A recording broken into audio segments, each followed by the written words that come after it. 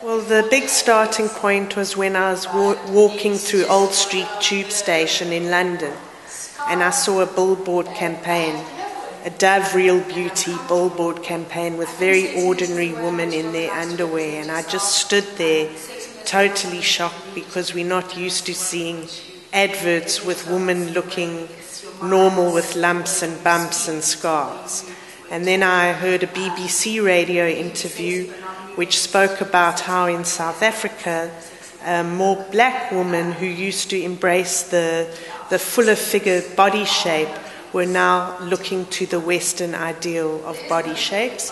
And then going from London to Paris, I met a model from New York who was going on a photo shoot, and she said she had bags underneath her eyes, but it didn't matter because in Photoshop they would just remove it. And she opened up Vogue magazine and showed me all her famous colleagues and told me what scars they had and lumps and bumps.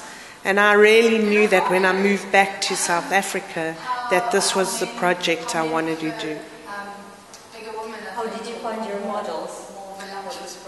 What I decided to do, because when I approached women, they thought I was crazy and maybe working for a pornographic site. So I created a pamphlet, which I went to universities, gyms, community centres. I went to a variety of different places, and then women started to phone me because they wanted to become part of the project. Did you choose some of the women, or how did you choose the models? I made a decision when women phoned me to take part in the project, not to say, let me meet you first and then make a decision, because I thought that would be way too insulting. So whoever phoned and was willing to participate, I photographed them regardless. What kind of experience was this for the women? Did they show you? Well, I think all women experienced it and did my project for very different reasons. Some wanted to do it because they really wanted to advocate real beauty, and that what we see in the magazines or we fed our whole lives as women is not true. And other women wanted to do it like Mandy, who was in a wheelchair.